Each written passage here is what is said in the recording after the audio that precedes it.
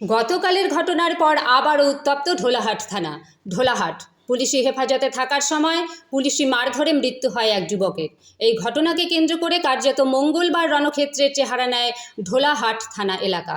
নিহত যুবকের পরিবারের পক্ষ থেকে ভোলাহাট থানার ভারপ্রাপ্ত পুলিশ আধিকারিক রাজদীপ সরকারের বিরুদ্ধে একটি অভিযোগ দায়ের করে নিহত যুবকের বাবা। এই ঘটনার পর বুধবার ঢোলাহাট থানার সামনে নিহত যুবকের পরিবারদের সঙ্গে নিয়ে ভোলাহাট থানার সামনে বিক্ষোভ দেখায় আইএসএফের নেতৃত্বরা।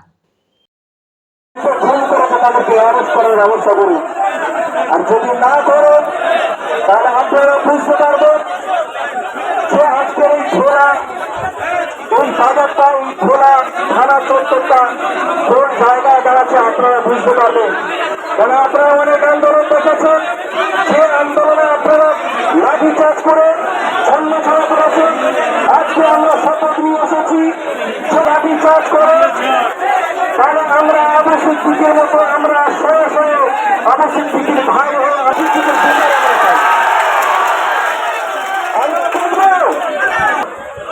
আমাদের পূর্বপুরুষরা সেই সমস্ত প্রশাসনদেরকে এই ভারত থেকে খেটিয়ে দিয়েছে। অর্থাৎ আপনারা রেডি থাকুন, যদি মনে করেন আপনারা জানিয়েছি তার বাবা, তার ছেলে মারা গেছে, কিভাবে মারা গেছে, কারা মেরেছে, কি হয়েছে, টোটালটা ডিটেলস লেখা আছে। আপনারা এই যে ছবি তুললেন আপনারা দেখে নিতে পারবেন। আমরা দাবি করেছি এই কপির বাইরে দ্রুততার সঙ্গে যারা এই মৃত্যুর আসামি, যারা মার্ডার করেছে তাদের অবিলম্বে অ্যারেস্ট করতে হবে।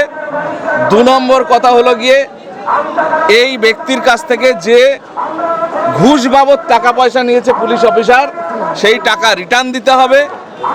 আর এনার যে অপুরন্ত ক্ষতি হলো, তার একটা সদ্য বিবাহিত স্ত্রী, তার গর্ভে সন্তান, এর কি হবে? এর সম্পূর্ণ ক্ষতিপূরণ সরকারিভাবে একটা ব্যবস্থা করতে হবে। মেয়েটার একটা কাজের ব্যবস্থা হোক, উপার্জনের সরকারি কোনো একটা ব্যবস্থা করতে হবে এবং এককালীন কোনো সহযোগিতা। এই দাবিগুলো আমরা ওনার কাছে রেখেছি। উনি আমাদের কপি রিসিভ করেছেন। উনি বলেছেন 100% উনি আন্তরিকভাবে ওনার নিজের পরিবারের লোক হিসেবে উনি যেটা করতেন সেটাই করবেন, করে এর ব্যবস্থা করবেন। আমরা 2 জনের নাম দিয়েছি, যারা সরাসরি মেরেছে, তার সঙ্গে আরও অফিসার যারা যুক্ত, এই কথা বলা হয়েছে। এই যে ঘটনা, মূল অভিযুক্ত এসআই রাজদীপ সরকার, তাই তো? এই যে ঘটনা কিভাবে দেখছেন? একটা নিরাপত্তা পুলিশ মেরে দিচ্ছে, যাদের রক্ষা করার কথা তারা যে মেরে ফেলছে, এটা তো আমাদের কাছে খুবই দুর্ভাগ্যজনক ব্যাপার। আমরা নারকীয় অত্যাচার, এই ধরনের পৈশাচিক অত্যাচার আমরা আজ পর্যন্ত দেখিনি।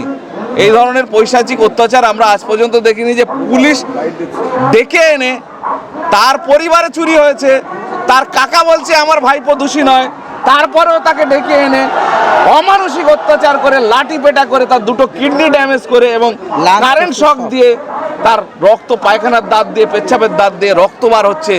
শেষের বেলা ছেলেটা মারা গেল। 21-22 বছরের তরতাজা ছেলে, যার শরীরের ছবি দেখলে আপনারা বুঝতে পারেন তার শরীরে কোনো রোগ নেই, তা ফুটন্ত ছেলে, একদম টকবকে ছেলে।